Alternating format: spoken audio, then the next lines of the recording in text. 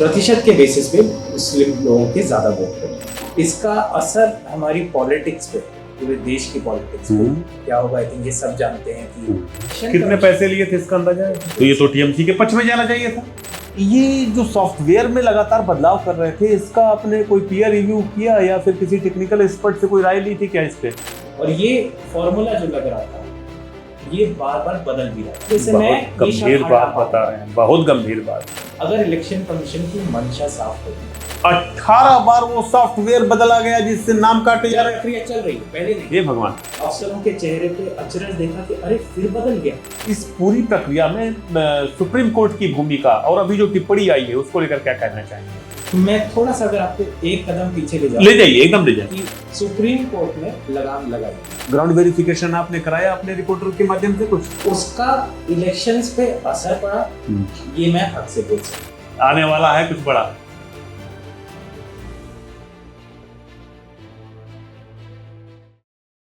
साथियों नमस्कार। पश्चिम बंगाल समेत 5 राज्यों के विधानसभा चुनाव के परिणाम हमारे सामने हैं। विपक्षी दल, इस देश के एक्टिविस्ट, बुद्धिजीवी, सरकार के विरोधी, सभी इस परिणाम पर अवाक हैं। जर्नलिस्ट जिन्होंने जमीन पर जाकर के इस पूरे इलेक्शन को देखा था, वो भी सवाल कर रहे हैं तमाम कि ये परिणाम, ऐसा परिणाम अपेक्षित नहीं था। हालांकि एग्जिट पोल ने लगभग यही परिणाम दिखाए थे जो हम लोग देख रहे हैं। एक देश में केवल एक वेबसाइट, एक न्यूज वेबसाइट ऐसी थी जो सिर्फ पश्चिम बंगाल नहीं, बिहार चुनाव से पहले से लगातार इलेक्शन कमीशन के एसआईआर और ये पूरी चुनावी प्रक्रिया पर लगातार खोजी रिपोर्ट कर रही है। उस रिपोर्टों पर सुप्रीम कोर्ट की निगाह है, इलेक्शन कमीशन की निगाह है, पूरे देश के राजनीतिक पार्टियां जो भी हैं उनकी निगाह है और हम सबकी निगाह है। उस न्यूज वेबसाइट का नाम था द रिपोर्टर्स कलेक्टिव और उसके एडिटर नितिन सेठी। नितिन सेठी जी हमारे मित्र भी हैं और बहुत उम्दा पत्रकार। नितिन जी आपका स्वागत है। शुक्रिया। चुनाव खत्म हुए हैं जी, आपके एक्सपेक्टेशन कैसी थी कि आपको, एक जर्नलिस्ट तो सिर्फ ये समझ सकता है, देख सकता है कि क्या कुछ हो सकता है, आपकी क्या अपेक्षा थी, एक्सपेक्टेशन थी इन रिजल्ट्स को लेकर के, और हुआ क्या? तो क्योंकि हम लोग इलेक्शन ऐसे नहीं देखते कि कैसे हो रहे हैं, हम लोग छोटा सा समूह है, बिल्कुल वो काम नहीं करते, लेकिन कुछ इलाकों की समझ बन जाती है समय के साथ, क्योंकि आप वहां से ज्यादा जुड़े हुए हैं। तो असम में मुझे विश्वास था कि भाजपा वापस आएगी, जो कि हो गया। तमिलनाडु में मैं इतना देख भी नहीं रहा था, समझ और भी कम है। तो तमिलनाडु में जितना सुना था उससे विपरीत हुआ, जितने दोस्त बोलते थे पत्रकार लोग, उससे विपरीत हुआ। बिल्कुल। बंगाल में सुना था हमने कि हाँ भाजपा की हवा इस बार, क्योंकि 15 साल से टीएमसी रही है और टीएमसी का भी वहाँ रेपुटेशन कुछ चीज़ों की अच्छी नहीं है। सुन रहे थे कि भाजपा का इस बार मुमकिन है अच्छा हो। इतना अच्छा होगा ये मैंने किसी का पढ़ा नहीं था, ज्यादातर लोग का। हाँ, कुछ ने लिखा होगा, शायद मैंने नहीं देखा। तो वो मेरे ख्याल से मेरे जितना सुनने में आया था उससे अलग है। इसका असर हमारी पॉलिटिक्स पे, पूरे देश की पॉलिटिक्स पे क्या होगा, आई थिंक ये सब जानते हैं कि भाजपा की मंशा की बंगाल उनका हो और वहां से एक ऊर्जा पार्टी को मिले, वो क्लियर है, और एक किस्म की पॉलिटिक्स हो वो और स्थापित हो जाती है, ये भी क्लियर है।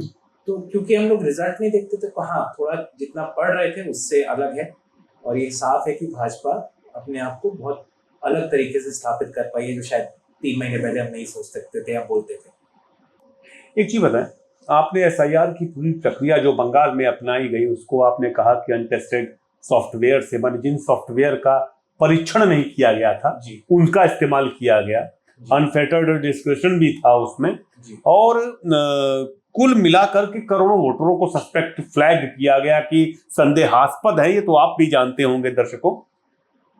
जो ये परिणाम आए हैं, क्या एसआईआर की वजह से ऐसा परिणाम आया?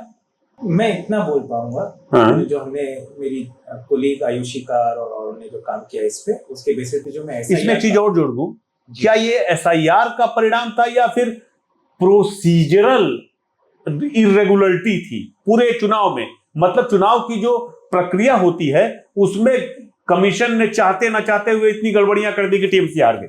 इतना मैं कह सकता हूँ कि वोटर कौन होता है कौन नहीं होगा, इस बार वोट डालेगा या अगली बार वोट डालेगा, वो प्रक्रिया इलेक्शन कमीशन चलाता है, पहले से चला रहा है। ठीक है, कॉन्स्टिट्यूशन में उन्हीं का काम है चलाना। ठीक है।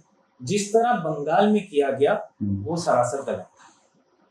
उसका इलेक्शंस पे असर पड़ा, ये मैं हक से बोल सकता हूँ और एविडेंस से बोल सकता हूँ। कितना असर किस कॉन्स्टिट्यूएंसी में पड़ा, ये इलेक्शन कमीशन ने पक्का कर दिया कि आप और मैं कभी नहीं बता पाए। तो मैं इतना बोल सकता हूँ कि जो हुआ एसआईआर वो प्रक्रिया गलत है। जो लोग वोट नहीं दे पाए, वो चाहे भाजपा को देने वाले थे कि टीएमसी को कि किसी और तीसरी पार्टी को, उससे फर्क नहीं पड़ता मुझे। ये प्रक्रिया गलत थी और ये प्रक्रिया स्थापित हो गई है और प्रदेशों में जाएगी। इसकी अच्छा, ये डर भी है कि यार अन्य प्रदेशों में जाएगी। बिल्कुल, क्योंकि अब इलेक्शन कमीशन को एक तरीके से सुप्रीम कोर्ट ने प्रोत्साहित कर दिया है कि आप ये कर सकते हैं। कि सुप्रीम कोर्ट ने जगह जगह कई बार ऐसी सीधा टिप्पणी नहीं करी, लेकिन ऑर्डर से ऐसा हुआ कि इलेक्शन कमीशन डिसाइड कर सकता है कि आज इस करवट बैठे, कल उस करवट बैठे, परसों तीसरी करवट बैठे। वो उन्होंने उनको आजादी दे दी। मुझे भी अगर वो आजादी मिल जाती, अब मैं हर रोज करता हूँ। तो इलेक्शन कमीशन को आजादी सिर्फ बंगाल के लिए नहीं, हमेशा के लिए अभी दे दी है। सुप्रीम कोर्ट ने अभी जो उन पे सवाल था कि ये प्रक्रिया प्रोसीजरली गलत है, कॉन्स्टिट्यूशनली गलत है, लॉ में गलत है, 3 सवाल थे। सुप्रीम कोर्ट ने तीनों पे जवाब नहीं दिया। कॉन्स्टिट्यूशनली गलत है पे तो बात ही नहीं पहुंची कहीं। प्रोसीजरली जो करते जा रहे थे, सुप्रीम कोर्ट उनसे करते रहने दिया गया। टिप्पणी करता रहा, ये अच्छा नहीं है, बुरा नहीं है, ऐसा कर लीजिए, वैसा कर लीजिए, लेकिन प्रक्रिया फंडामेंटली गलत है। वोटर्स के हक छीने गए, वोटर्स पे शक इस कदर से उठाया गया जो कोई लॉजिक या लॉ में नहीं लिखा है कि ऐसा होना चाहिए। 3 बार 4 बार जो लोग वोट डाल चुके हैं, जिनके कागज हैं, उन पे आप सवाल उठा चुके हैं। और जैसे आप बोल रहे थे, एक सॉफ्टवेयर को इस्तेमाल किया गया ये सब करने के लिए, जो सॉफ्टवेयर आप दिल्ली से चला रहे थे, और वो सॉफ्टवेयर कैसे चल रहा था देश का कोई नागरिक नहीं जानता था। हम लोगों ने रिपोर्ट ला के बाहर रखा होगा, पर ये हमारा काम नहीं था। इलेक्शन कमीशन का काम था कि आपका मेरा किसी तीसरे आदमी का वोट है, वो उसका वोट, उसका हक है। कौन कंपनी बनाई थी वो सॉफ्टवेयर इलेक्शन कमीशन के लिए, और उसके पैसे लिए थे कि नहीं? जी, पैसे लेके बनाया था इलेक्शन कमीशन के कहने पे। पहले भी एक सॉफ्टवेयर होता था इलेक्शन कमीशन का, जो इलेक्शन कितने पैसे लिए थे इसका अंदाजा है? ये नहीं पता चला। हमने आरटीआई डाला है। हाँ, आरटीआई बिल्कुल डाला है। हमने बोला कॉन्ट्रैक्ट वो ये बताइए वो कंपनी करती क्या, इतना तो बता सकते हैं? सॉफ्टवेयर बनाती है अलग-अलग सरकार के कई सॉफ्टवेयर बनाती है, अपने बनाती है, सॉफ्टवेयर कंपनी है। तो प्राइवेट कंपनी कुछ करती है, इसमें मुझे कोई प्रॉब्लम नहीं है। सरकार के लिए बहुत प्राइवेट कंपनी बहुत कुछ करती है, लेकिन जैसे आप अपने घर की मरम्मत कराते हैं, किससे करवा रहे हैं फर्क नहीं पड़ता। आप तो अपना घर देखते हैं ना, ठीक चल रहा है कि नहीं, वो तो आपका काम है। इससे फर्क पड़ता है ना कि लॉजिकल डिस्क्रिपेंसीज के नाम पे 17% वोटरों के नाम काट दिए गए।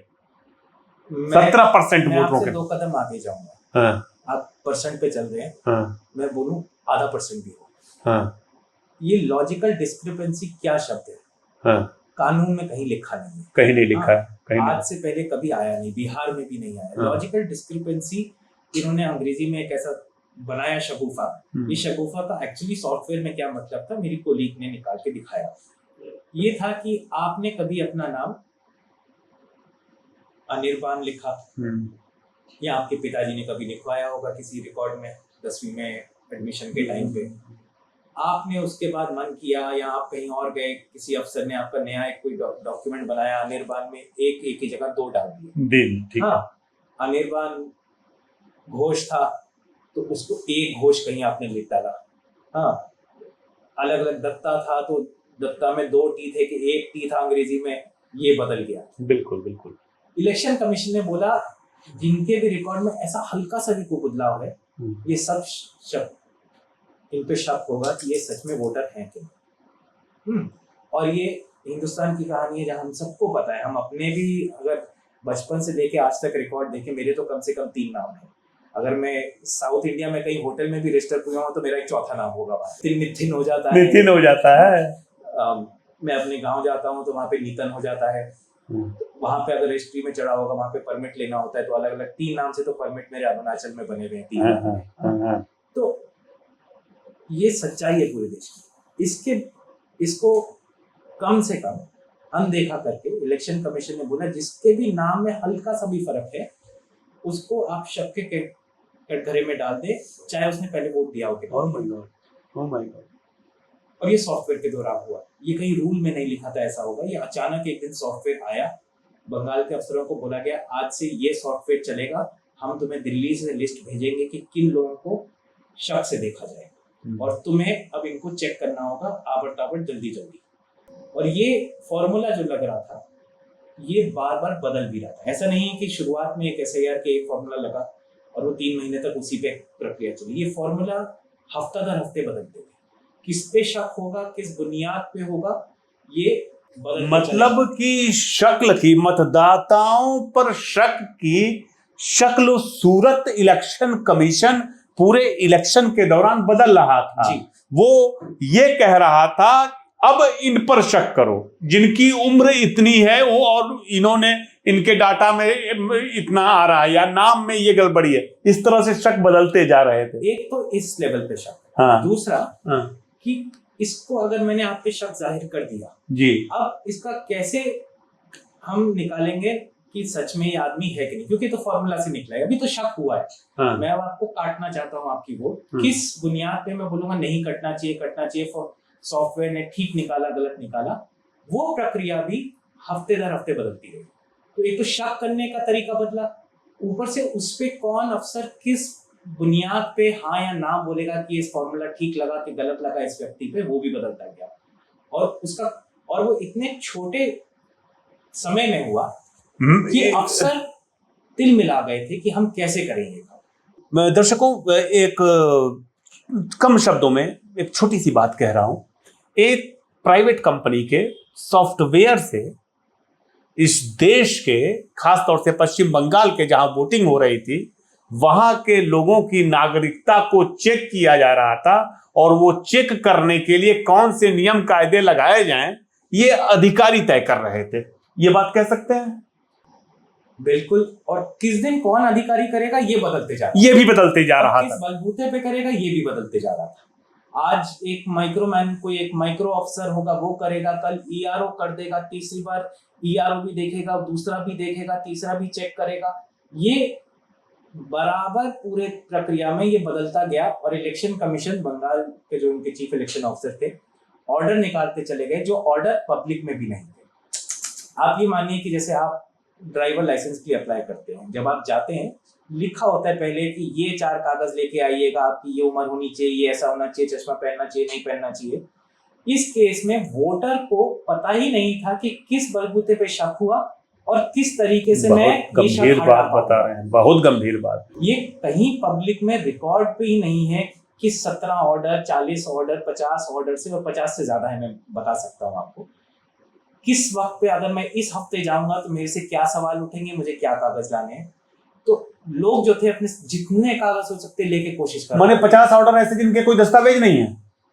उनमें से कई ऐसे हैं जो व्हाट्सएप पे आए, जो सिर्फ अफसरों को मिले, पब्लिक में नहीं डाले गए। मैं मानता हूँ हो सकता है इलेक्शन कमीशन अगर मान के चले, बड़ा शरीफ था, बहुत सोच रहा था कि अरे भाई ये गलती हो रही है, ठीक कर ले, तो सबसे पहले एक प्रक्रिया होती है, गलत हो रही है तो वोटर को भी बताएं, अच्छा ये पहले गलत कर रहे थे, इस बार से हम ये सही तरीके से करेंगे। तो मैं मानता कि मंशा साफ थी। लेकिन ये जो ऑर्डर आ रहे थे कि सॉफ्टवेयर बदल रहा है, सॉफ्टवेयर बदलने का तो अफसरों को भी पता चलता था उसके बाद जब वो सॉफ्टवेयर बदल गया जी जी, उसके बाद उन्हें बोलते थे अब हमने सॉफ्टवेयर बदल दिया है, अब आप क्या करोगे, ये मैं आपको व्हाट्सएप पे भेज रहा हूँ। अरे भगवान। हाँ, या कई बार आजकल वो क्या बोलते हैं उसको, वर्चुअल मीटिंग्स में। तो वर्चुअल मीटिंग में जो चीफ इलेक्शन ऑफिसर थे वो अफसरों को बोलते थे कि कल से अब आप ये करेंगे, 10 दिन में ये खत्म कर देंगे। वो अगर 20 दिन का प्रक्रिया थी तो कभी 10 दिन की हो गई। मेथड जो बदल रहा था वो या तो ऑडियो मतलब मुख से बताया जा रहा था या कई बार व्हाट्सएप से जा रहा था, और ये हमने एविडेंस बाहर लाके दिखाए कि ऐसा हो रहा था। एक चीज बताएं, फाइनल वोटर लिस्ट जी और जो एक्चुअल वोटर लिस्ट थी, फाइनल वोटर लिस्ट में यानी कि SIR की प्रक्रिया के बाद जो लिस्ट आई और एक्चुअल वोटर लिस्ट, उनका आपने टैली किया, फाइनली कितने सस्पेक्ट्स ने वोट डाले होंगे और किधर डाले होंगे? तो मैं थोड़ा सा अगर आपको एक कदम पीछे ले ले जाइए, एकदम ले जाइए। कि एसआईआर होने से पहले 2025 की एक लिस्ट थी, वोटर लिस्ट बंगाल की है। ठीक हर है, स्टेट में वो सालाना रिवाइज होती है, ठीक है, रूटीन में होती है। ठीक है, जो मर गए उनको हटाया जाता है, ठीक है, जो ठीक है, ये ठीक है, नए आए उनको जोड़ा जाता है। ठीक है। एक तो वो लिस्ट थी। इलेक्शन कमीशन ने जब बोला कि अरे पिछली वाली में बहुत गड़बड़ है, मैं नहीं अब दूध से धुली वोटर लिस्ट निकालूंगा, कभी नहीं दिखाया कि कितनी गड़बड़ और कैसी गड़बड़। उसने ये भी इंश्योर कर दिया कि आप और मैं चेक भी नहीं कर सकते। मैं मान के चलता हूँ कुछ गड़बड़ होगी, तो जितना हमने देखा थी, कुछ कॉन्स्टिट्यूएंसीज के हमने पुरानी वोटर लिस्ट देखी, हम भी उसमें गड़बड़ पा रहे थे, डुप्लीकेट वोटर पा रहे थे। कुछ हम कंफर्म कर पाए कि हाँ जो मृतक हैं वो भी उस लिस्ट पे हैं। कई ऐसे थे जो 6 से ज्यादा वोट लेके बैठे हुए थे, पुराने भी थे। कितने थे, किस कॉन्स्टिट्यूएंसी में थे, सैंपल हमने देखा, जो सैंपल पूरा बंगाल का नहीं, तो बोलता है कि गड़बड़ थी। ठीक है, लॉजिक से भी पता चलता है कि होगी जरूर। ठीक ठीक। लेकिन अगर इलेक्शन कमीशन की मंशा साफ होती, आज एक चीज है जो पहले नहीं थी, इलेक्शन कमीशन को होता है टेक्नोलॉजी हमारे पास है कि हम ये वोटर लिस्ट अच्छे से मैच करके वो गलतियां निकाल सकते हैं जो पहले नहीं मुमकिन होता था आराम से। इलेक्शन कमीशन ने उसको नामुमकिन कर दिया कि आप और मैं नहीं कर सकते। इलेक्शन कमीशन ने खुद किया हो तो कभी बाहर जाहिर नहीं किया कि हाँ हमने ये चेक किया, पहले ये गलतियां थी, ये निकल गई। ठीक। दूसरा, शुरू में तो वो बोलते थे कि हम देख रहे हैं जो नागरिक नहीं है उनको वोट ना मिले, वो तो कैटेगरी गायब हो गई कि नागरिक है कि नहीं है, वो कैटेगरी गायब कर दी। फिर उन्हें बोला कि कुछ मृतक हैं तो उनको हमने हटा दिया, उनका प्रूफ बाहर नहीं है कि कौन था कौन नहीं था। कुछ को बोला कि ये माइग्रेंट हैं, ये यहाँ पे अब नहीं वोट देते, कहीं और देते हैं, तो उनके पास क्या 2 वोट थे या 6 थे या वो फ्रॉड थे, ये भी प्रोसीजर में है कि ये चेक होना चाहिए, वो नहीं हुआ। फिर उन्होंने एक नई कैटेगरी बनाई जिसका आप नाम बोल रहे हैं सस्पेक्ट। ये किसी लॉ में नहीं लिखा, ये पहले कभी नहीं आया। और सस्पेक्ट इस बेसिस पे नहीं है कि आपके कागज नकली दिख गए कि किसी आपका बूथ लेवल अफसर गया, उसने चेक किया, अरे आपके ये कार्ड में तो कुछ और लिखा है, आपके पास 2 कार्ड लिख गए, आप यहाँ नहीं रहते हो। ये सब नहीं हुआ, ये सॉफ्टवेयर से अचानक एक नई कैटेगरी बन गई। ये कैटेगरी बदलती गई, जो मैं बोल रहा हूँ कि बार बार इस कैटेगरी में कौन लोग आएंगे कौन नहीं आएंगे, ये बदलता चला गया, वो फॉर्मूला ही बदलता चला गया। इसलिए कितने लोग कितने लाख आ रहे हैं इस कटघरे में, वो भी बदलता चला गया। एक हफ्ते अगर 60 लाख है तो अगले हफ्ते वहीं पे वो 40 लाख हो गए, कहीं पे कम है तो वो ज्यादा हो गए। किस समुदाय के फंसे वो भी बदल रहा है। तो पूरी प्रक्रिया फाइनली किस समुदाय के ज्यादा फंसे? मुस्लिम समुदाय के प्रोपोर्शन में, अगर उनकी पॉपुलेशन में देखें कि कितने अमूमन मुस्लिम वोट हैं, कितने प्रतिशत के हिसाब से कहा जाए हर तो कॉन्स्टिट्यूएंसी में अलग है, मैं नंबर नहीं बोलना चाहूंगा, मुझे एग्जैक्टली नहीं याद है, लेकिन प्रतिशत के बेसिस पे मुस्लिम लोगों के ज्यादा वोट कटे। हाँ, और मैं ये नहीं बोल सकता कि वो उनमें से सच में वो वोटर पहले गलत थे या नहीं थे, है ना, कि वो गलत किस्म के वोट थे, ये मैं नहीं बोल सकता, लेकिन वो उनके वोटर कार्ड थे, वोटर कार्ड अब नहीं है। ये कभी इलेक्शन कमीशन ने नहीं बताया कि इनमें से कितने के वोटर कार्ड गलत है, फ्रॉड है, क्योंकि फ्रॉड में तो केस होना चाहिए था। बिल्कुल सही बात है, बिल्कुल सही है, चाहे किसी भी समुदाय का हो, अगर फ्रॉड था तो कानून में लिखा है इनके अगेंस्ट केस होना चाहिए। वो नहीं हुआ किसी केस में। तो इसमें आखिर में बैठ के ये फर्क नहीं पड़ता मेरे को कि वो जो वोटर लोग वोट नहीं दे पाए, 27 लाख तो ऐसे हैं जिन्होंने बोला कि हाँ हमारा गलत तरीके से कटा है, सिर्फ उस पे रुके हैं। बाकी हमें नहीं पता कि वो सच में नहीं थे, कि वो बेचारे आ नहीं सके कुछ उनमें से बोलने उस समय में, हड़बड़ी में। 27 लाख के केस में तो साफ है कि कम से कम वो व्यक्ति बोल रहा है मेरा गलत तरीके से कटा है, और इलेक्शन हो गए, उनको मौका नहीं मिला। सुप्रीम कोर्ट ने बोला कि बाद में देख लेंगे। सुप्रीम कोर्ट पे ही आ रहे हैं। अभी थोड़ी देर पहले दर्शकों, सुप्रीम कोर्ट ने एक मुकदमे की सुनवाई के दौरान कहा है कि हिंदुस्तान में इंडिपेंडेंट इलेक्शन बॉडी का न होना दुर्भाग्यपूर्ण है। एक मामले की सुनवाई कर रही थी सुप्रीम कोर्ट ने ये कहा कि ये जरूरी है कि ऐसा माहौल बनाया जाए कि जो लोग चुन के आ रहे हैं, कम से कम ऐसा कानून बनाए, इलेक्शन कमीशन को ऐसा रूप दें जिससे स्वतंत्र तौर पर इलेक्शन हो सके। इस जी हाँ, तो आप इस पूरी प्रक्रिया में सुप्रीम कोर्ट की भूमिका और अभी जो टिप्पणी आई है उसको लेकर क्या कहना चाहेंगे?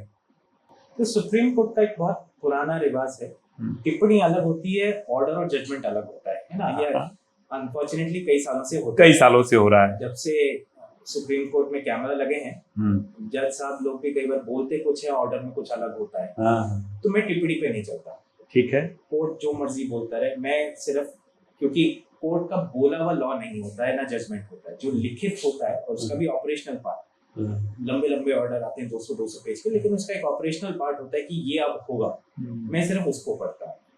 आज तक बिहार और बंगाल दोनों के केस में अलग अलग संस्थाएं, पॉलिटिकल पार्टी कोर्ट है, सुप्रीम कोर्ट ने जो उसमें ऑर्डर्स दिए हैं वो घटिया है। बिल्कुल, वो इस प्रक्रिया को साफ करने की जगह इसमें कंफ्यूजन पैदा किया। एक उदाहरण दूंगा, सुप्रीम कोर्ट ने हबड़ तबड़ में आखिर में जब बहुत बुरा हाल हो गया था तो बोला कि अब जज लोग इसमें घुस के डिसाइड करेंगे, हम अफसरों पे कोई विश्वास नहीं कर रहा है। ये कहीं कानून में नहीं है। अगर कोर्ट कानून से चल रहा है, एक बेंच बोल रहा है कि नया कानून होना चाहिए, जो कानून है वो भी आप कोर्ट फॉलो नहीं करवा रहा। लॉजिकल था ये प्रोसेस, ऐसी इमरजेंसी नहीं थी। यहाँ इलेक्शन कमीशन ने ऐसा नहीं बोला कि ऐसी इमरजेंसी है कि पुरानी वोटर लिस्ट इतनी गंदी है कि इसके बलबूते पे इलेक्शन नहीं होनी चाहिए, क्योंकि अगर ऐसा बोलता तो पुराने इलेक्शन पे भी शक आता। तो इलेक्शन कमीशन ने आज तक नहीं बोला कि वोटर लिस्ट इतनी गंदी है कि उससे हम नहीं कर सकते। तो ऐसा मुमकिन था कि ये प्रक्रिया आराम से होनी चाहिए, दूध से धुला वोटर लिस्ट होना चाहिए, पर दूध होना चाहिए था, दूध होना चाहिए। तो इलेक्शन कमीशन ने वेट नहीं किया कि दूध हो उनके पास, कि दूध से धो सके। सुप्रीम कोर्ट ने लगाम लगाई और उसका नतीजा मेरे ख्याल से हमारी पत्रकारिता औरों की भी दिखाती थी कि हम यहीं पहुंचे कि जहाँ पहुंचेंगे, कि एक इलेक्शन हो जाएगा और कई लाख लोग होंगे जिनको किसको भी वोट डालना था वो वोट नहीं डाल सके। उसके नतीजे हर कॉन्स्टिट्यूएंसी में क्या है मैं नहीं बोल सकता, अगेन क्योंकि इलेक्शन कमीशन ने इंश्योर कर दिया कि मैं ना बोल पाऊँ। अगर आप कल मंथन करना चाहें इस पे तो 100% गारंटी के साथ आप नहीं कर सकते। अमूमन परसेंटेज थोड़ा बहुत करके कर सकते हैं, लेकिन फिर कोर्ट में नहीं ले जा सकते क्योंकि कोर्ट बोलेगा अरे 100% बताओ। वो इलेक्शन कमीशन ने इंश्योर कर दिया कि आप नहीं कर पाओगे। तो किस कॉन्स्टिट्यूएंसी में किस पार्टी को कितना फायदा हुआ ये आई डोंट थिंक हम लोग चाहेंगे बोले, लेकिन इसका इलेक्शन पे असर हुआ ये 100%। अभी एक खबर ये भी आई है कि जो ट्रिब्यूनल बनाया गया था सुप्रीम कोर्ट के आदेश पर, कि जिसमें जिन 27 लाख लोगों के नाम कटे हैं वो अपील कर सकते हैं, और जो जानकारी मेरे पास है कि कुछ 100 लोगों का नाम ही खाली फाइनली वोटर लिस्ट में आ पाया, बाकी लाखों लोग जो है वंचित कर दिए गए। एक जज ने इस्तीफा दे दिया है उस ट्रिब्यूनल के, ये इंपॉर्टेंट है। आपको क्या लगता है, जो सुप्रीम कोर्ट ने एक बात कही कि अगर ये जो वंचित वोटर्स हैं उनकी वजह से परिणाम पर असर पड़ता है तो हम फिर से देखेंगे इसको बाद में, तो क्या देखेगा? तो एक तो जो जज साहब ने किया रिजाइन, अब तो चिड़िया चुग गई खेत, चिड़िया है ना, क्योंकि हम ट्रिब्यूनल का हालत जानते हैं। आप मान के चलिए 27 लाख लोगों ने बोला, दोहा लगाई कि हमारा गलत कटा है। जितने दिन बचे थे, अगर सही में कोई जज बेचारा करना चाहता नहीं कर पाता, मुमकिन ही नहीं था। 8 घंटे दिन में काम करते, बिल्कुल नितिन भाई नहीं कर सकता, 15 घंटे कर देते बेचारे। बिल्कुल बिल्कुल बिल्कुल 15 घंटे में आप 20 लोगों के सारे कागज पुख्ता तौर से डिसाइड करते हैं, क्योंकि वोटर राइट है। ये कोई ऐसा नहीं है कि आज राशन नहीं मिलेगा अगले हफ्ते से मिल जाएगा। जी बिल्कुल, ये 5 साल में एक बार आपका जो हक था वो आप मान रहे हैं। तो जज साहब मैं मानता हूँ शरीफ होंगे, वो भी बोलेंगे यार पुख्ता तरीके से चेक करो। 8 से 10 लोग से ज्यादा आप एक दिन में नहीं कर सकते। 20 कर लीजिए, बहुत मेहनत करी, पीछे 20 हो गया, ये मुमकिन नहीं था। ये जो जज साहब आज रिजाइन किए, अगर इसलिए किए हैं कि ये बड़ा गलत काम हुआ, ये वो पहले दिन भी जान सकते थे। तो मुझे लगता है ये इस समय पे करना एक, और दूसरे बेंच का बोलना कि पार्लियामेंट पे थोप देना कि आपने लॉ नहीं बदला। कॉन्स्टिट्यूशनल बेंचेस, सुप्रीम कोर्ट जजेस जो है, उनके पास पावर है कि एग्जिस्टिंग लॉ में कैसे उसे इंटरप्रेट करके ऐसा हो कि लोगों के फंडामेंटल राइट्स ना हो। वो लकीर के फकीर नहीं है। सुप्रीम कोर्ट का पावर है कि डिसाइड करे justice should be done, not just law should be followed. Supreme court ने आज तक, उस बेंच ने जो सुन रहा था, has not ensured justice in this case. I can say this with evidence again. एक बड़ा सवाल खड़ा होता है, आपने अपनी रिपोर्टिंग में भी कहा था, आपके रिपोर्टर कलेक्टिव्स ने, कि जो SIR प्रक्रिया थी उसमें मुस्लिम बहुल जो बूथ थे उनमें ज्यादा फ्लैगिंग हुई, ठीक है, लेकिन जो रिजल्ट आए हैं उनमें बीजेपी मुस्लिम बहुल सीटों पे जीती है। इसको क्या कहेंगे? वोटर बैकलैश हुआ या फिर इसमें अपोजिशन की वो कोई रही हो कि कायदे से लड़ा नहीं, या क्या कुछ था ये? तो एक तो मैं बोलूंगा, बंगाल में पश्चिम बंगाल में एक संस्था है सबर करके, उन्होंने इस पे बहुत उम्दा काम किया। हमारे दोस्त हैं, उनके काम का हमने भी मदद ली, हम डेटा एनालिस्ट के काम का मदद ली। ठीक है। तो उन्होंने ये डेटा बहुत जाहिर किया है कि कहाँ कहाँ वोटर्स कटे। अगेन वो भी नहीं कर पाते, बहुत कोशिश करने के बाद भी, कि वोटर कटे हैं, सही कटे हैं कि गलत कटे हैं, ये कोई नहीं जान सकता। अगर इसमें इलेक्शन कमीशन का फ्रॉड है, इंश्योर कर दिया कि नहीं चेक कर पाए, ना उन्होंने बताया ना औरों को चेक करने का गुंजाइश दिया। हाँ, उसमें वोट कटने से किसको फर्क पड़ा ये बताना बहुत मुश्किल है किस एरिया में।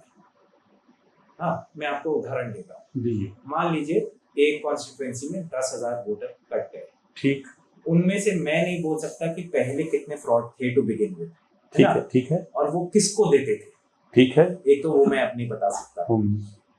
उसके बाद जो शब के कटघरे में वहां पे उस कॉन्स्टिट्यूएंसी में आए, उनमें से कितने भाजपा को इस बार देते, पिछली बार नहीं दिया था। हो सकता है कुछ ऐसे भी हो जिनका हृदय परिवर्तन हुआ कि पिछली बार टीएमसी को दिया, इस बार मैं भाजपा को दे दूं। हाँ, वो मैं नहीं जान सकता, वो तो डेटा बाहर होता नहीं है, कोई अपना वोट है हिंदुस्तान में ऐसे बनाना नहीं है। तो ये सब लेयर और परत ऐसी हैं जिसमें किस कॉन्स्टिट्यूएंसी में कितना फर्क पड़ रहा है किसके फेवर में, ये बताना नामुमकिन है मेरे विचार में। लेकिन ये प्रक्रिया का एक पॉलिटिकल इम्पैक्ट भी है। एक तो कि मेरा वोट कट रहा है, एक practical simple straight forward consequence. तो ये तो टीएमसी के पक्ष में जाना चाहिए था, कुछ एरियाज में गया होगा, मैं मान के चलता हूँ, क्योंकि टीएमसी ने भी इस पे खूब हल्ला किया कि मुस्लिम वोट काटने की प्रयास हो रहा है, हमारे वोट काटने का प्रक्रिया। तो आई एम श्योर उनको कुछ जगह कंसोलिडेशन मिला। अब वो कंसोलिडेशन कुछ कॉन्स्टिट्यूएंसीज में भाजपा की हवा के अगेंस्ट मिला या हवा उनके फेवर में थी, ये मैं नहीं बोल सकता, क्योंकि मैं किसी वोटर का मन नहीं मान सकता कि वो पलट रहा था कि नहीं पिछली बार क्या होता था। ये एकदम, इसमें हिस्ट्री बची नहीं है पढ़ने के लिए। हिस्ट्री जो है इलेक्शन कमीशन ने बंद कर दी है, तो आप हिस्टोरिकल एविडेंस नहीं यूज कर सकते कुछ कहने के लिए। अच्छा, आप अनुमान लगा सकते हैं, और हम लोग रिपोर्टर्स कलेक्टिव में अनुमान के धंधे में नहीं है, तो मैं थोड़ा हिचकता हूँ।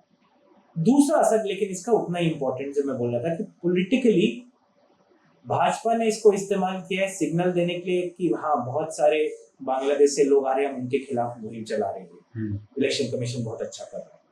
उससे जो वोटर पोलराइज होना चाहता था कि हाँ मैं भी ऐसा चाहता हूँ, वो उसको कॉन्फिडेंस मिला होगा कि हाँ भाजपा एकदम सही कर रहा है, तो पोलराइजेशन बढ़ी होगी। Is a practical consequence.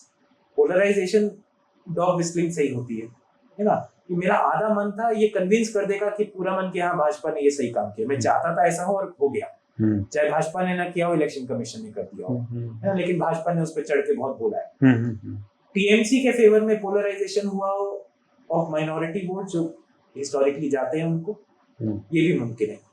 Each constituency में कितनी परसेंटेज किस पॉपुलेशन की है, पहले क्या प्रक्रिया थी, और कितना पोलराइजेशन कंसोलिडेशन हुआ बीजेपी के फेवर में, ये कॉन्स्टिट्यूएंसी वाइज चलेगा। उसमें मैं एकदम, I don't think anyone is left capable कि इस पे बता सके कि हर कॉन्स्टिट्यूएंसी में तोल के बताए कि इतना परसेंट फर्क पड़ा। I don't think that evidence is available today. एक चीज बताइए, सॉफ्टवेयर लगातार अपडेट किए गए जिनसे नाम घटाए जा रहे थे, लगातार ये किया जा रहा था। एक शब्द आपने इस्तेमाल किया था रिपोर्ट में, एल्गोरिथम चाओज जी इस्तेमाल किया था, याद करिए। ये जो सॉफ्टवेयर में लगातार बदलाव कर रहे थे, इसका आपने कोई पीयर रिव्यू किया या फिर किसी टेक्निकल एक्सपर्ट से कोई राय ली थी क्या इस पे? बहुत बढ़िया सवाल है, क्योंकि हम पत्रकार हैं, नॉर्मल पत्रकार हैं, टेक्नोलॉजिस्ट तो है नहीं, बिल्कुल। इसीलिए नॉर्मली जब एल्गोरिथम्स वगैरह पढ़े जाते हैं तो लोग पीछे जाके एक्सपर्ट को यूज करते हैं कि इसका कोड समझिए, क्या कर रहा है। इस केस में इलेक्शन कमीशन ने इतनी बदतमीजी और बेशर्मी से किया कि कोड पढ़ने की जरूरत नहीं थी। दूसरा, मेरी कोलीग जो है आयुषिका, उन्होंने कमाल का काम किया। तो दोनों को मिला के इलेक्शन कमीशन का जो सॉफ्टवेयर था, अगर आप उसको पिछले हफ्ते और इस हफ्ते उस प्रक्रिया के दौरान देखते, अगर आप कंपेयर करते, तो आपको पता चलता क्या क्या बदलाव हुए। मेरी कुलीग ने अपने सामने वो सॉफ्टवेयर बदलते हुए देखा। अच्छा। अफसरों के चेहरे पे अचरज देखा कि अरे फिर बदल गया। अफसर बोला कि ओ अब ये कल रात ऐसा था, ये दिखाया। वेस्ट बंगाल इलेक्शन कमीशन के अफसरों बोल रहे थे, वहाँ के जो ईआरओस ईआरओ जो बेचारे झेल रहे थे क्योंकि उनको भी नहीं पता था कि रात में ऐसे सोया, सुबह उठूंगा तो ये सॉफ्टवेयर किस करवट पट लेगा। उन्होंने स्क्रीनशॉट्स के साथ एविडेंस बाहर लाए कि ये सॉफ्टवेयर कल रात को बोल रहा था ऐसे करिए, परसों बोल रहा है शब्द ऐसे करिए, रिजॉल्व ऐसे करिए, और ये हफ्ते दर हफ्ते बदल रहा था। इसका दूसरा मैं जो बोल रहा था कि इलेक्शन कमीशन ने बेशर्मी से और बेहयाई से किया, उसका एविडेंस ये था कि जब आप एप्पल फोन जो होते हैं उसमें जब आपका ऐप होता है, और इलेक्शन कमीशन का भी ऐप था जिसमें अक्सर लोग यूज कर रहे थे, जब उसमें आप सॉफ्टवेयर में कुछ बदलाव करते हैं तो आपको एप्पल के बताता है कि ये ग्रेड कर रहा है, अपग्रेड ये थोड़ा बदल दी, आपने क्या बदला है, ये थोड़ा इसका विस्तार से बताइए। इलेक्शन कमीशन ने बेहयाई से बताया कि इस तारीख पे मैंने ये बदला, फिर सॉफ्टवेयर अपडेट हुआ, अगले हफ्ते 3 कितनी बार बदले गए? मेरे ख्याल से जब हमने मैप किया ना तो 18 टाइम था। 18 बार वो सॉफ्टवेयर बदला गया जिससे नाम काटे जा रहे। प्रक्रिया चल रही है, पहले नहीं। हे भगवान। और छोटी छोटी बदलाव भी हो सकते हैं कि बिल्कुल कई उसमें ऐसे थे बदलाव जिससे किस पे शक किया जाएगा ये बदल रहा था, वो शक कैसे पक्का किया जाएगा वो बदल रहा था। अफसर उठ के देख रहे थे और पूछते थे कि अब क्या करें, कल आप बोल रहे थे ऐसा करें, अब आप बोल रहे हैं ऐसा करें, और कल बोला था 15 दिन में, आज आप बोल रहे हैं 6 दिन में। और वो सॉफ्टवेयर पढ़ते थे, फिर उनको इंस्ट्रक्शन आता था कभी जूम मीटिंग पे कि अच्छा हमने सॉफ्टवेयर बदल दीजिए, अब आज से ऐसा करेंगे आप लोग। तो ये सब प्रक्रिया आयुषी कहर ने, हम लोगों ने मिलकर रिपोर्टर्स कलेक्टिवली एविडेंस के साथ बाहर लाए कि ये बदलाव हो रहे थे।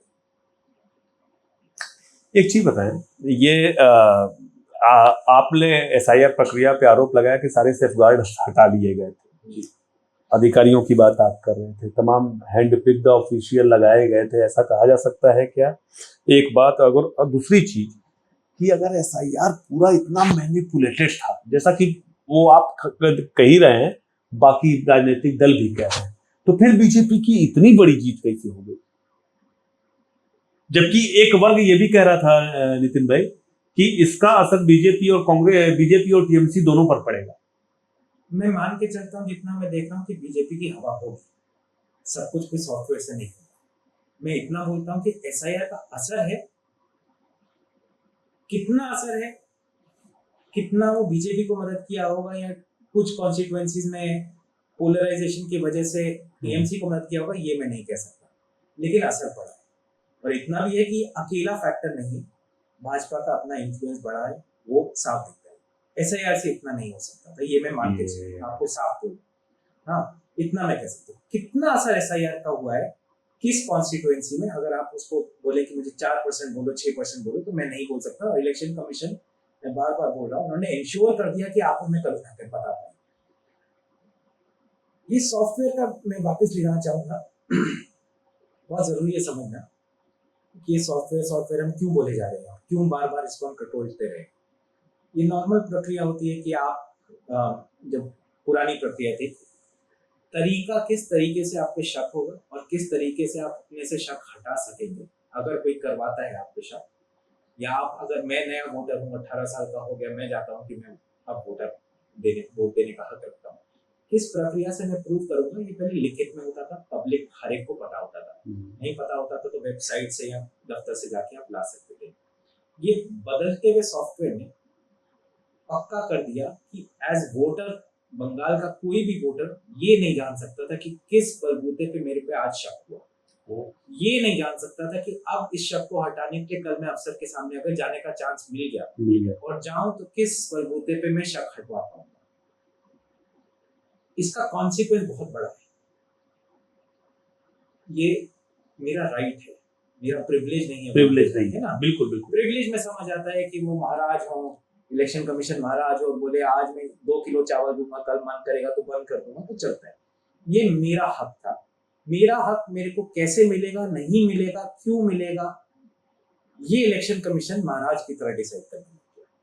वो हमारा कस्टोडियन था, उसका काम था इंश्योर करना कि हमारा हक हम इस्तेमाल कर सके जैसे हमारा है, कानून में लिखा ये मेरा हक है। इलेक्शन कमीशन महाराज नहीं, लेकिन इस प्रक्रिया में इलेक्शन कमीशन हमारे वोटर राइट का महाराज बन गया। कोर्ट को माई बाप कहते हैं हमारे जी। पूर्वी उत्तर प्रदेश में। जी इस पूरे मैनिपुलेशन में जो वोटर लिस्ट का मैनिपुलेशन था, इसमें माई बाप की ज्यादा गलती थी या महाराज की? महाराज यानी इलेक्शन कमीशन की बात। महाराज की, क्योंकि कानून में ये इंचार्ज है, इनके पास इंस्टीट्यूशनल हिस्ट्री है। ये नया कल का तो कोई बना हुआ इंस्टीट्यूशन है नहीं, है ना, बहुत पुराना है। इसमें कितना रिफॉर्म हुआ है, कहाँ से हम चले यहाँ तक पहुंचे, वो पूरी इंस्टीट्यूशनल मेमोरी है। क्या प्रक्रिया गलत हो जाती है, क्या ठीक करना चाहिए, अंदर सिस्टम है। अगर आपको नहीं पता था, हो सकता है नए नए आए हो चीफ इलेक्शन कमिश्नर साहब, उन्होंने ज्यादा फाइल ना पढ़ी हो, शौक ना रखते हो ज्यादा पढ़ने का, ऐसा भी मुमकिन है, सब अफसर एक जैसे नहीं होते, तो कोई हड़बड़ी नहीं थी, आराम से कर सकते थे उन्होंने। क्योंकि आज तक ऐसा नहीं बोला कि पुरानी वोटर लिस्ट इतनी गंदी थी कि इस बलबूते पे इलेक्शन होने ही नहीं चाहिए।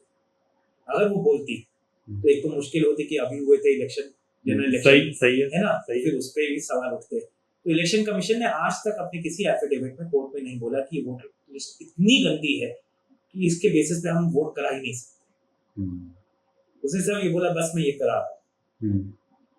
सुप्रीम कोर्ट की ये मैं मानता हूँ बहुत बड़ी गलती है कि इलेक्शन कमीशन पर रोक नहीं लगाई।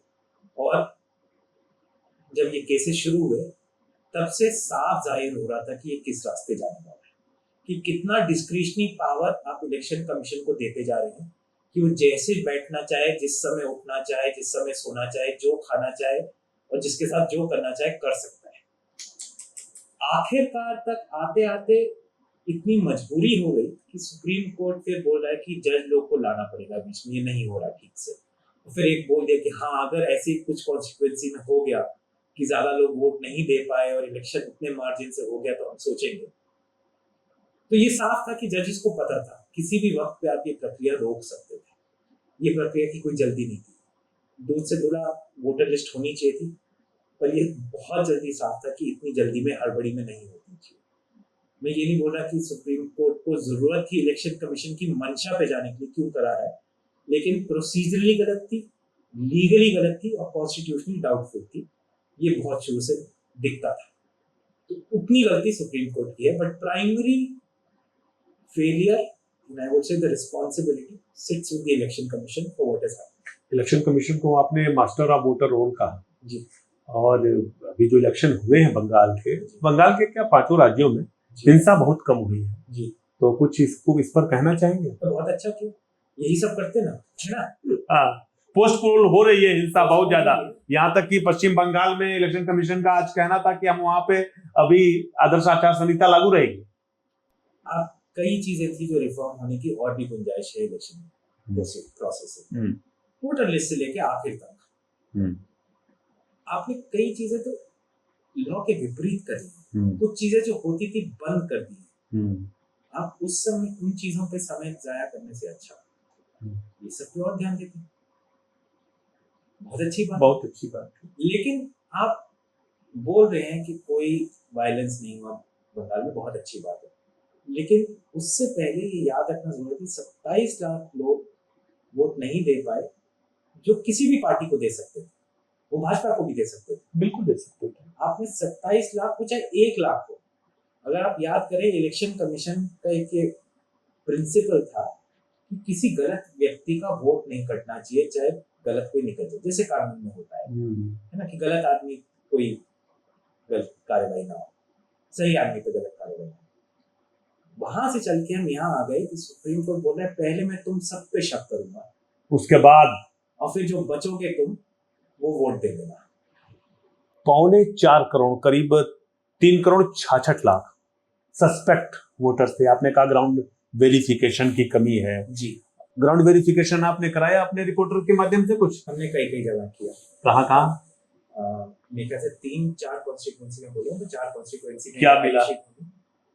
पागलपन मिला किस बात कि एक कितने लोगों पे सवाल उठा रहा है इलेक्शन कमीशन, ये भी समय के साथ बदलते जा रहा है, क्योंकि फॉर्मूला लग रहा है पीछे से फार्मूला चल रहा है, सॉफ्टवेयर चल रहा है और वो बदल रहा है चीजों। तो आज अगर वो एक कॉन्स्टिट्यूएंसी में 25,000 पे शक हुआ है तो बोला यार ये ज्यादा हो गया, थोड़ा कम करवा देते हैं, तो फॉर्मूला फिर बदला और वो कम हो गए। तो उसका कोई बेसिस नहीं है जिस बेसिस पे आप, आम जनता को भी पता नहीं रहता होगा कि हमारा नाम रहेगा कि जाएगा। वो तो जब चेक कर रहे हैं तो पता चल रहे हैं, जब लग गई लिस्ट तब पता चल रहा है कि अच्छा फाइनल लिस्ट में मेरा उतर गया है ना, पर क्या हो रहा है उसके साथ उसको पता नहीं चल रहा है। और उसका नतीजा प्रोसीजर के दौरान भी साफ दिख रहा था कि ऐसे लोग हैं जिनके हम चेक कर पाए कि पक्के वोटर आईडीज हैं, पीछे का दस्तावेज पक्का है, जिनके शक के कटघरे में आ गए ऐसे साफ। और पत्रकारों ने भी ये तो लाया बाहर, बहुत जाहिर किया कि ऐसे लोग हैं जिनका बचपन का नाम में एक रिकॉर्ड था, एक अल्फाबेट इधर से उधर हो गया।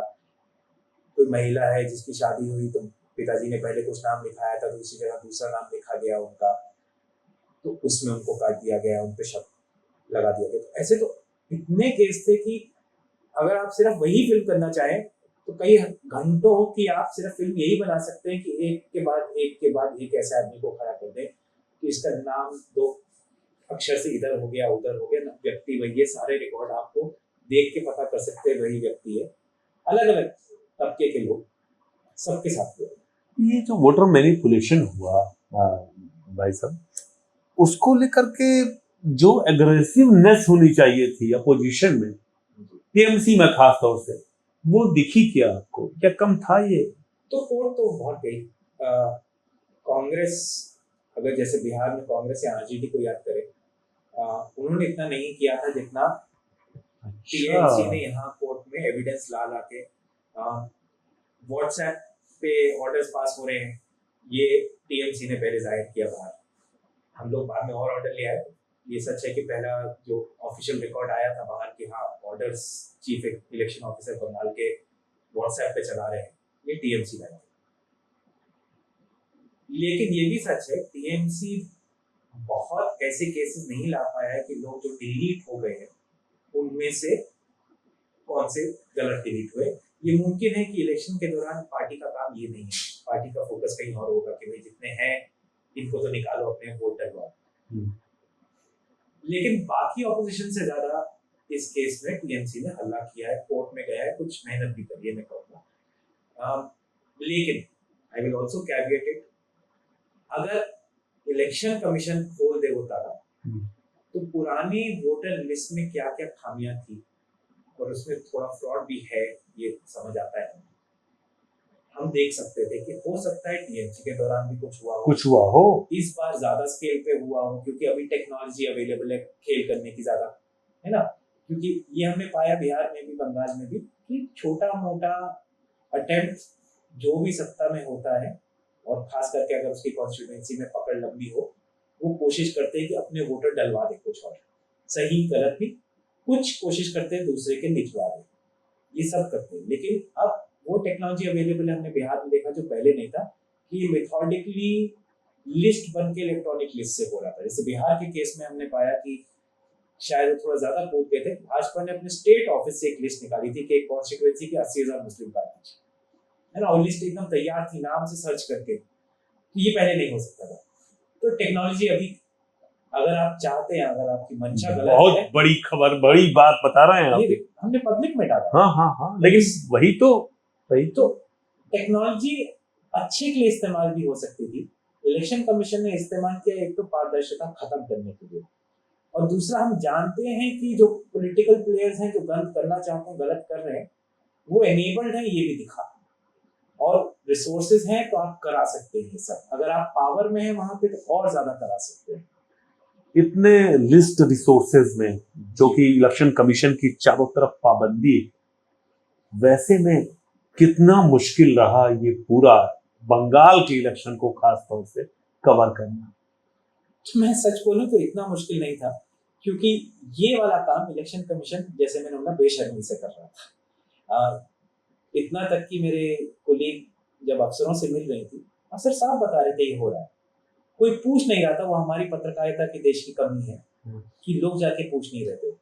अफसर भी ऐसे थे जो त्रस्त थे, जो खुद कहानियां बता रहे थे, दिखा रहे थे। हमने कम से कम 4 कॉन्स्टिट्यूएंसीज में अफसरों ने कंप्यूटर दिखाए हैं जहाँ पे गड़बड़ हो रही है, जहाँ पे ये लिखा जा रहा है कि हाथ से लिख के रिकॉर्ड रखा हुआ है कि आज ऐसे काम करिएगा, आज ऐसे फिल्टर करेंगे हम, और ये हमने फोटो छापी है, बचा के छापी है कि कोई पता नहीं चले किस कॉन्स्टिट्यूएंसी से आया। ये देश की पत्रकारिता की कमी।